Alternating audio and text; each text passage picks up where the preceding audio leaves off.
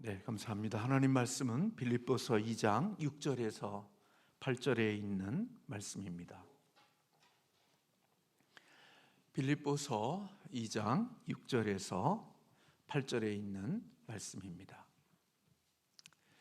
신약성경 319면에 있습니다. 네, 우리 같이 함께 합독하겠습니다. 그는 근본 하나님의 본체시나 하나님과 동등됨을 취할 것으로 여기지 아니하시고 오히려 자기를 비워 종의 형체를 가지사 사람들과 같이 되셨고 사람의 모양으로 나타나사 자기를 낮추시고 죽기까지 복종하셨으니 그 십자가에 죽으심이라. 아멘. 좀 힘드시죠? 한 주간 새벽기도 안 하시던 분들은 또 새벽을 깨우려니까 또 많이 힘들고 또 그렇게 했습니다. 옆에 있는 분들에게 힘내시라고, 힘드시죠? 힘내세요 하고 격려하도록 하겠습니다. 힘드시죠? 네, 힘내십시다. 네, 저희 집사람이 지난주에 여보 그 둘째가 지금 닌게루 맞고 집에 들어간다고 그렇게 전화를 받았다고 그러더라고요. 아마 사역이 굉장히 많이 힘들어서 몸이 축나서 닌게루를 맞고 이제 간다는 얘기를 듣고서 여러 가지 생각이 들었습니다. 한편에는 짠하기도 하고 또 한편에는 또 마음이 한쪽에는 너무 기쁘고 주의 일을 하면서 닌게루를 맞을 정도로 주의 일을 한다는 것은 제가 볼 때 한편에는 굉장히 마음속에 그렇습니다. 근데 제가 좀 약한 게 많은데 그 중에 한 가지가 공감 능력이 제가 좀 떨어집니다. 그래서 저한테 뭐 그런 얘기 하면 안 됩니다. 하면은 자식아 뭐 그런 것 같고 그래. 그냥 그러니까 저한테는 별로 아픈 소리, 힘든 소리 잘 안 하고 저희 집사람한테만 그러는데 제가 그 얘기를 들으면서 좀 마음이 그랬습니다. 그러면서도 한켠에는 또 굉장한 또 마음의 기쁨도 있고 또 감사하다 하는 생각이 들기도 하고 그랬습니다. 국민일보에 보니까 성경을 읽고 성경을 가르쳤다는 것 때문에 사형당한 나라가 있더라고요.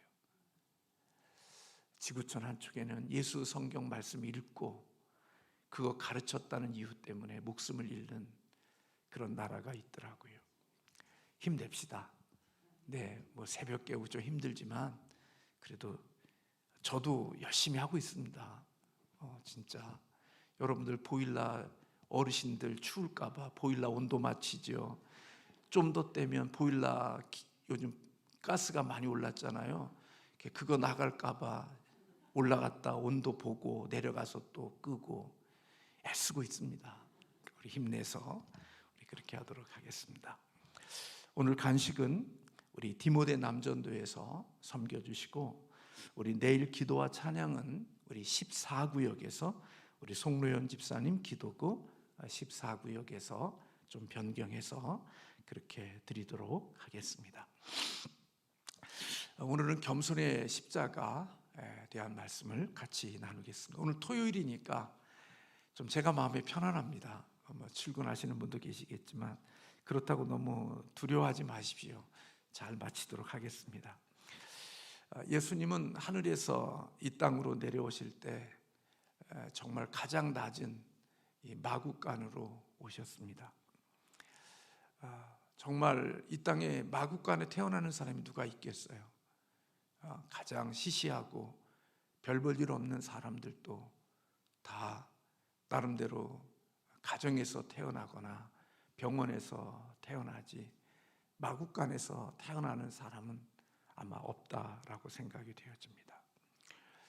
가장 낮은 곳에 하나님이신데 창조주신데 그분이 인간이 되셔서 가장 낮은 마구간에 태어나시고 그리고 그 낮아지심이 어디까지 이르렀냐면 사실은 십자가에 죽기까지 우리 주님께서 낮아지셨던 것을 볼 수가 있습니다. 예수님께서 40일 금식하시고 사단의 성령에 이끌려 사단에게 시험을 받으실 때 사탄은 예수님에게 이 낮아지지 않고 높아질 수 있는 길을 제시해 주었죠. 그 길이 뭡니까? 예수님을 높은 곳에 데리고 가서 천하 만국을 다 보여주면서 네가 내게 엎드려 경배하면 이 모든 것을 내게 주리라고 유혹했던 것을 볼 수 있습니다. 세상에 있는 모든 것들을 가질 수 있는, 세상의 모든 것들을 소유할 수 있는 그러한 능력을 너에게 주는데 그 조건이 내게 절하고 내게 경배하면, 그 방법으로 네 모든 것을 얻을 수 있는 길을 제시했지만 예수님은 그것을 거부하셨던 것을 볼 수 있습니다.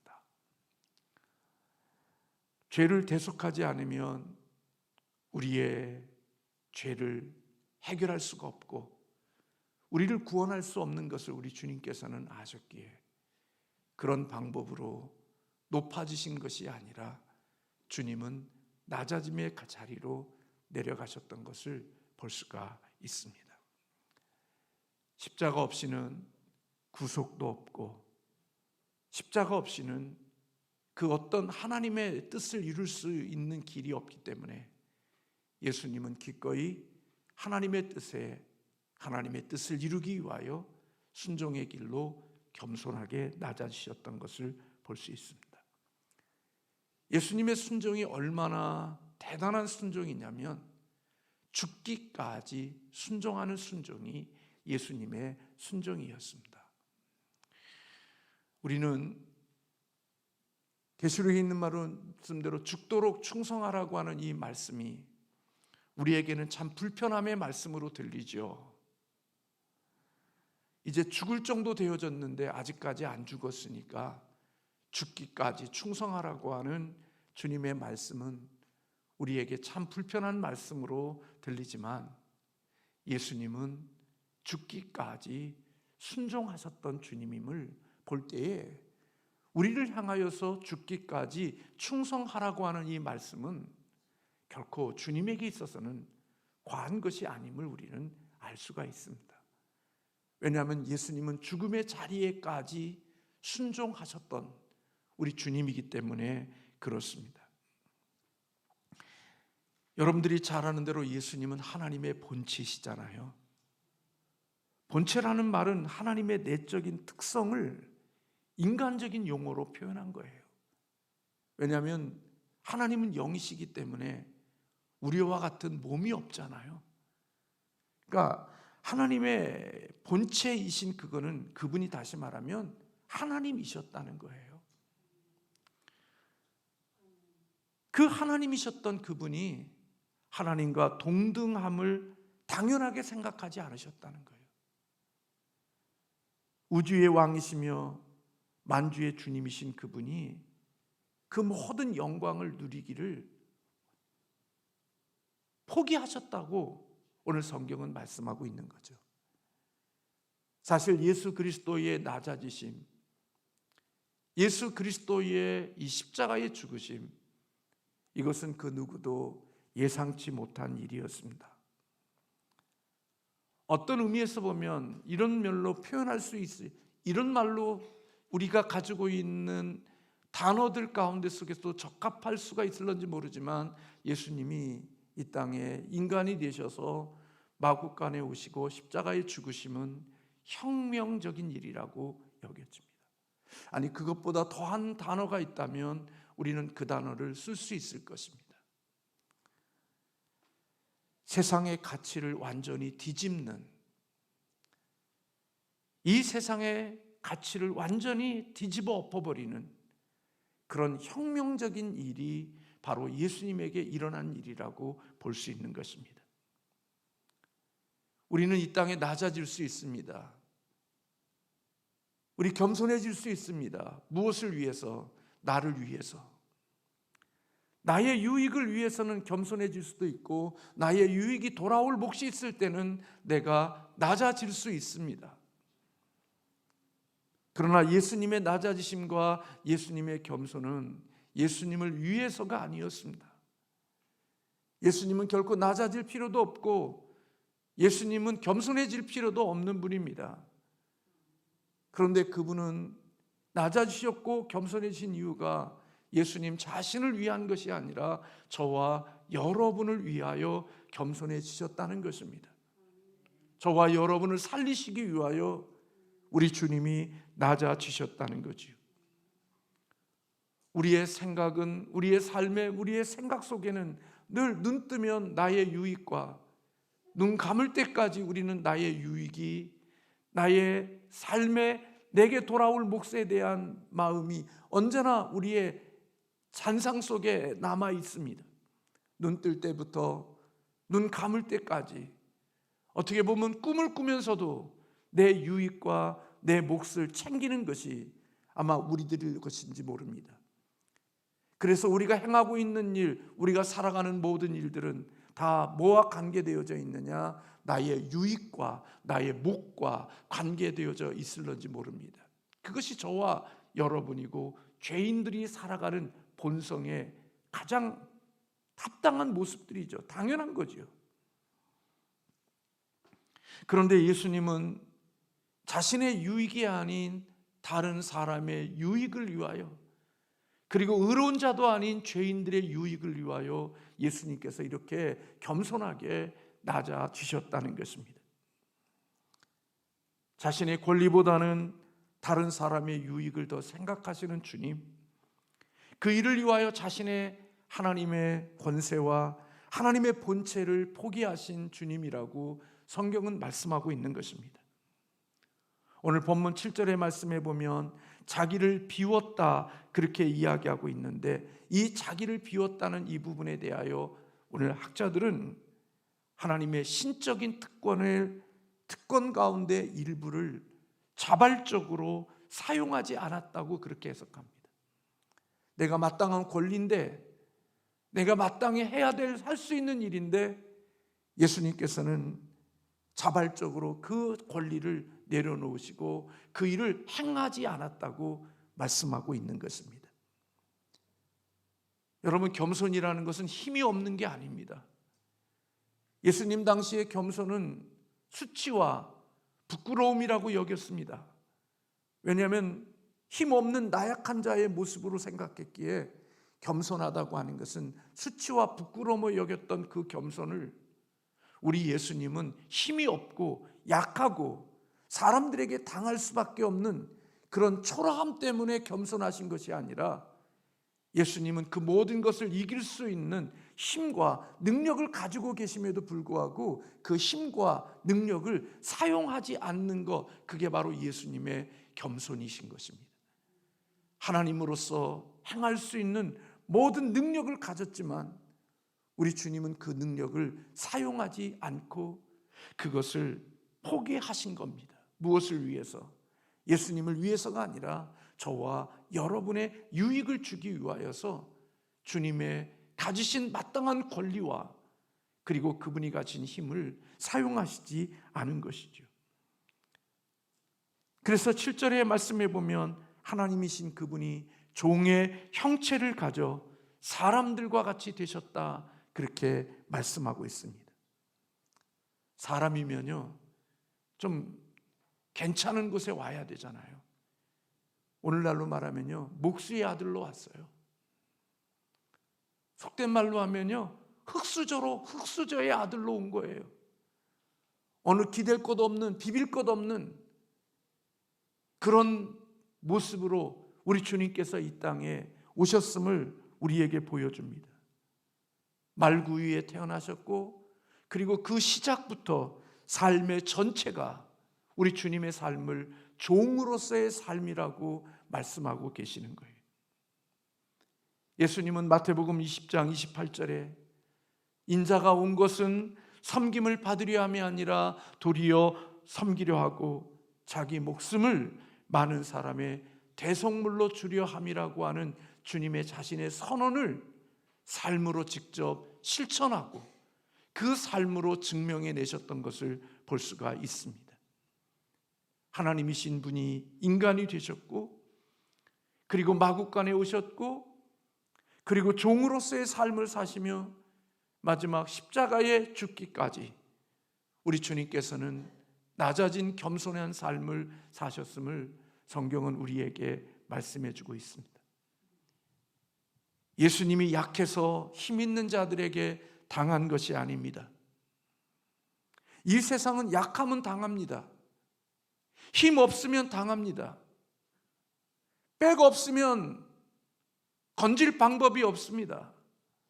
힘 있으면 아무리 많은 죄를 짓고 수많은 것을 우리가 생각할 때 상상할 수 없는 것들을 도둑질해도 끄떡하지 않고 당당하게 살아가며 권세를 부리고 있는 모습을 봅니다. 그런데 힘없는 사람은 별거 아닌데도 감옥에 가야 되고 힘이 없으면 수치와 조롱을 당해야 되는 세상의 구조가 그렇습니다. 그러나 예수님은 힘이 없어서 약해서 그런 자들에게 당한 것이 아닙니다. 그분은 창조주이시고 그분은 죽은 자를 살려내실 수 있고 보리떡 5개 물고기 2마리로 5,000명도 먹이실 수 있는 능력자였고 자연인 바다와 바람을 향하여서 명령하실 때 그 모든 것들이 순종할 수 있는 능력자입니다. 하늘의 영을 동원하면 어마어마한 것들을 동원하여 한순간에 쓸어버릴 수 있는 능력을 우리 주님은 가지고 계신 분입니다. 그런데 예수님께서는 그러한 힘을 사용하지 않으시고 스스로 권세자들 앞에 자신의 목숨을 내려놓으셨습니다. 남들에게 당한 게 아니라 우리 주님께서 자발적으로 그 길을 걸어가셨습니다. 인간이셨기에 100% 우리와 똑같은 인성을 가지신 분이기에 그 십자가의 길이 고통스럽고 십자가의 길이 아파서 하나님 앞에 인간적으로 이 잔을 피할 수 있는 길이 있다면 피할 수 있게 해달라고, 그러나 이것이 아버지의 뜻이라면 내가 그 길을 걸어갈 수 있는 힘을 달라고 땀이 핏방울이 되기까지 하나님께 기도하면서 하나님의 도움을 구하며 그 십자가의 길을 걸어가신 겁니다. 십자가에 죽으신 예수님은 하나님 아버지의 뜻에 순종하는 극치를 보여주신 것입니다. 내 마음에 들면 순종하고 내 마음에 들지 않으면 버려버리는 그런 것이 아니라 내 생각과 내 마음과 뜻은 하나도 없고 오직 아버지 하나님의 뜻, 그 뜻을 이루기 위하여 아버지의 뜻이 내가 죽는 것이라면 그 죽음의 자리까지 내려갔던 순종이 바로 예수 그리스도의 순종인 것입니다. 내 마음에 좀 들면 순종하고 내 마음이 좀 불편하면 그냥 발로 차버리는 우리의 순종이 아니라 주님은 자기의 뜻과 생각과 모든 것들이 없이 전적으로 아버지 하나님의 뜻에 순종하기 위하여 자기를 버리는 그런 겸손함의 순종이 예수님의 순종이었음을 성경은 우리에게 말씀해 주고 있습니다. 왜 그런 죽음의 자리까지 순종하셨습니까? 거기에 아버지의 뜻이 있는 거죠. 그 하나님 아버지의 뜻이 왜 그런 뜻을 갖고 계십니까? 바로 저와 여러분을 살려주시기 위하여, 죄에서 우리를 구원해 주시기 위하여, 하나님의 공의와 하나님의 사랑이 함께 조화를 이루며 두 가지를 만족시킬 수 있는 그곳이 바로 십자가밖에 없기에 그 십자가의 하나님의 방법을 성취하기 위하여 예수님은 그 하나님의 뜻을 이루기 위하여 죽음의 자리까지 순종의 길을 걸어가셨던 것입니다. 그래서 예수님의 죽음은 많은 사람들의 대속물로 드린다, 그렇게 이야기하고 있습니다. 바울은 빌립보서 2장 5절의 말씀에 보면 너희 안에 이 마음을 품으라 곧 그리스도의 예수의 마음이라 그랬습니다. 예수님의 마음은 마태복음 11장 29절의 말씀에 보면 예수님이 그렇게 말씀했습니다. 나는 마음이 온유하고 겸손하니 나의 멍에를 메고 내게 배우라. 그리하면 쉼을 얻으리라고 말씀하고 있습니다. 우리가 그리스도의 마음을 갖는다는 것, 그것은 겸손한 마음을 갖는 것입니다. 겸손한 마음이 있어야 순종할 수 있습니다. 교만하면 순종 못합니다. 저나 여러분이나 마음이 높아지면 순종 못합니다. 그러나 겸손한 마음이 있으면 순종할 수 있습니다. 예수님은 나는 마음이 온유하고 겸손하다고 말씀하셨기에 그 온유하고 겸손한 마음으로 십자가의 길을 걸어가실 수 있는 것입니다. 주님의 마음으로 이식되어진다는 것, 그것은 폼 잡는 게 아닙니다. 주님의 마음을 내가 갖는다는 것, 그것은 결국 예수님처럼 낮아지는 마음을 갖는 것이고 겸손한 마음을 가지는 것이고 하나님의 뜻 앞에 전적으로 순종한다는 의미인 것입니다. 그러므로 여러분, 겸손한 마음으로 우리 주님은 다른 사람의 유익을 위하여 기꺼이 자기 자신을 희생한 것이죠. 무언가 대가를 지불한 것입니다. 겸손하지 않으면요, 우리 그런 자리에 이를 수가 없습니다. J.H. 조웨스라는 분은 이렇게 말했습니다. 아무 대가도 지불하지 않는 사역은 아무것도 성취하지 못한다. 그 어떤 대가를 지불하지 않는 그곳에는 그 어떤 것도 성취되어지는 것이 없다는 것입니다. 여러분 보십시오. 나 자신을 위해서 대가를 지불하면 그 지불한 대가에 대한 뭔가 성취되는 것이 있습니다. 즐거움이 있든지 만족이 있든지 재미가 있든지 뭔가 대가를 지불해야 자기의 즐거움을 찾죠. 여러분, 내가 탁구를 치고 볼링을 치고 골프를 칠 때 그냥 여러분 그 기쁨을 누립니까? 아니죠. 대가를 지불하죠. 그래야 내가 원하는 것을 얻는 것입니다. 대가를 지불하지 않고 뭔가를 얻으려고 하는 것은 도둑심보입니다. 그거는 사단이나 마귀가 주는 마음이지, 대가를 지불하지 않고 뭔가를 성취하려고 하는 그 마음, 그것은 결국 누구에게 이루어지는 일이냐? 사단에게 이루어지는 것입니다. 내게 절만해. 그러면 이 땅에 있는 모든 건 너에게 줄게. 그게 바로 사단의 방법이고 마귀의 방법인 것입니다. 그런데 오늘 저를 포함하여 예수를 믿는 우리들 가운데는 이 마귀의 마음으로 주님을 섬겨가고 있는 모습들이 우리에게 있을 수 있는 것입니다. 주님을 섬긴다고 하면서 그 어떤 대가를 지불하지 아니하고 성취하려고 하는 마음, 그 어떤 대가도 치르지 아니하고 명예와 인기와 영광을 얻으려고 하는 마음, 이 마귀와 같은 마음을 가지고 주님을 섬기려고 하니까 저도 그렇고 여러분도 그렇고 시험에 드는 겁니다. 내가 정말 정당한 대가를 지불하면 우리 주님은 심은 대로 거두게 하시는 분이 주님이시기 때문에 내가 심은 거에 대하여 하나님이 모른다고 하지 않습니다. 그런데 심지 않고 뭔가를 얻으려고 하니까 마음속에 많은 시험들이 들고 마음속에 많은 복잡한 마음들이 우리의 마음속에 있는 것입니다.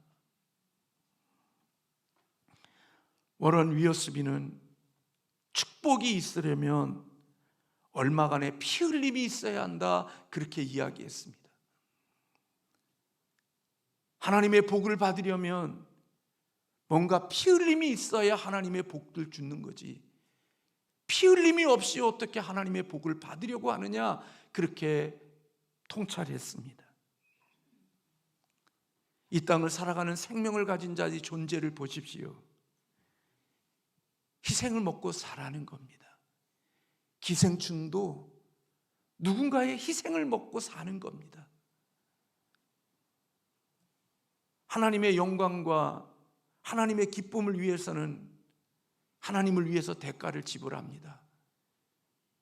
그러나 자기를 위해서 사는 사람은 자기를 위하여 대가를 지불하지만 주님을 위하여 대가를 지불하는 일에는 인색합니다. 내 만족, 내 기쁨, 내 즐거움을 위해서는 대가를 지불하지만 주님의 영광과 주님의 교회와 주님의 나라를 위해서는 그 어떤 대가를 지불하려고 하지 않죠. 그게 저와 여러분의 모습입니다. 사랑하는 성도 여러분, 복음은 나를 높이는 것이 아닙니다. 복음의 원리는 나를 죽이는 것입니다. 그래서 좁은 길입니다. 그래서 힘든 길입니다. 여러분, 나를 죽이는 것, 자기를 부정하는 것, 이게 얼마나 어려운 일인 줄 아십니까? 우리는 이 일이 죽을 때까지 쉽지 않다는 사실을 저 자신이 압니다. 마치 이와 같은 뭐와 같은 것이냐? 빵빵한 풍선 터뜨리는 건 쉽습니다. 근데 풍선을 불었는데 공기가 조금밖에 들어가지 않은 거예요. 그걸 터뜨리려고 발로 밟으면 터질 것 같은데 옆으로 또 픽 튀어나가요. 그리고 튀어나온 걸 또 밟으면 옆으로 또 삑 삐져나가요. 안 터져요. 저 자신이 예수 그리스도를 십자가에 나를 못 박았다고 그러는데요, 살아가는 순간순간마다 못 박았다고 죽었다고 말하는데 살아서 꿈틀꿈틀거리는 것을 매일매일 봐요. 살면서 여기 밟으면 죽은 줄 알았는데 이쪽으로 삐져나오고, 마치 뱃살을 이쪽 누르면 이쪽 뱃살이 또 튀어나오고 이쪽 뱃살 누르면 이쪽으로 튀어나오는 것처럼 없어지는 게 아니에요. 들어간 것 같은데 옆으로 삐져갔을 뿐이지, 교묘하게 숨겼을 뿐이지, 감추어져 있는 것이지, 여전히 내가 살아서 역사하고 있는 모습을 저 자신이 봐요. 저는 이 말씀을 준비하면서 그런 생각이 들었어요. 우리 옛날에 우리 두더지 잡기 게임 있잖아요. 하나 두더지 나오면 머리 땅 땡기면 들어가면 또 조금 있다 이쪽에서 불쑥 튀어나오고, 또 한 대 때리면 또 이쪽에서 불쑥 튀어나오고. 여러분, 그거 생각 안 드셔요? 내가 그렇다는 거? 내 죽었다고 그러는데 강단에서는 죽은 것 같은데 강단에서 내려오자마자 어떤 불편한 모습 보면, 내 자신의 불편한 모습이 보면 이것이 불툭 나오고 불툭 나오고.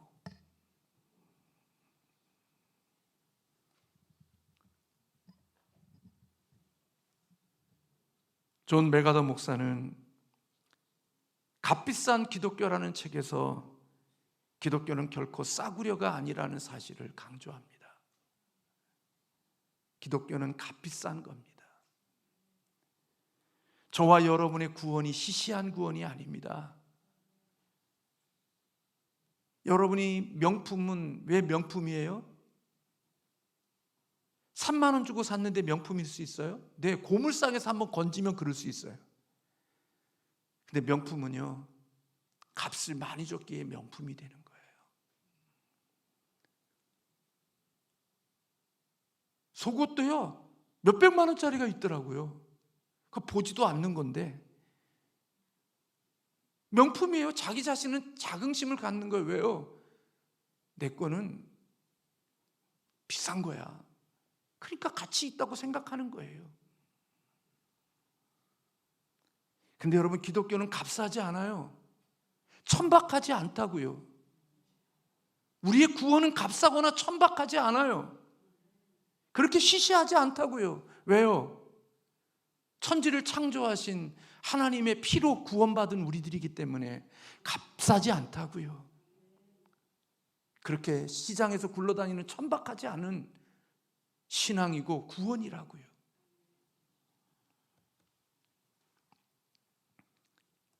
만약에 값싼 십자가, 값싼 기독교를 전한다고 하면 그것은 짝퉁일 가능성이 많아요.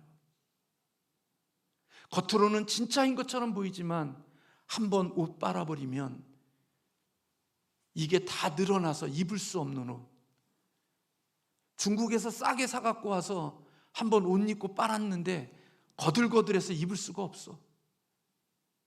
똑같은 것인데 김포공항에 내리면, 인천공항에 내리면 중국에서 갈 때는 잘 가는 롤렉스였는데 김포공항 떨어지면 안 가.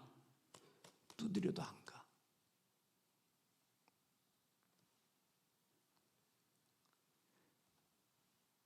예수님의 고난은요, 죽음으로 순종을 배운 고난이에요. 그래서 히브리서 5장 7절과 8절에는요, 예수님은 고난으로 순종을 배웠다, 그렇게 기록하고 있어요. 여러분, 순종이 그냥 됩니까? 예수 그리스도를 믿으면서 순종이 그냥 되던가요? 저도 부모님에게 순종하려고 하면 안 되니까요. 고난으로 순종을 배우는 것이라고 주님이 우리에게 말씀해 주신 거예요. 주님은 자기를 위함이 아닌 다른 사람들을 위하여 그 길을 걸어간 거죠. 그런데 여러분, 저와 여러분은 매일매일 살아가면서 뭘 위해서 삽니까? 나 높아지려고, 나를 강화시키고, 내 존재가 대단한 것, 어떤 대가도 지불하지도 않으면서도 영광 받으려고 하고, 대접받으려고 하고, 높은 자리에 서려고 하고, 사람들이 알아주기를 원하고, 이것이 우리들의 모습이죠. 그러니까 우리는 예수님을 따른다고 하지만 실질적으로는 예수님과 너무나 이질적인 모습을 가진 그리스도인의 모습이 저와 여러분의 모습 속에, 아니 저의 모습 속에 있는 거지요.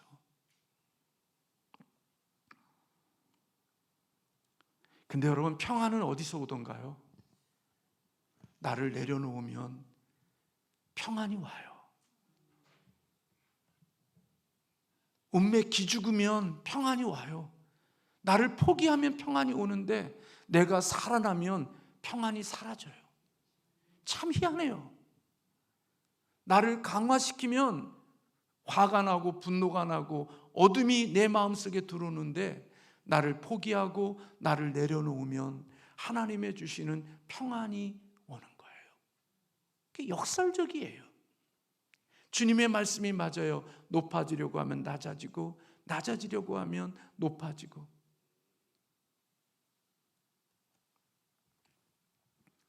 사랑하는 성도 여러분, 주님의 십자가는 겸손의 십자가였기에 가장 고귀한 십자가일 수 있는 것입니다.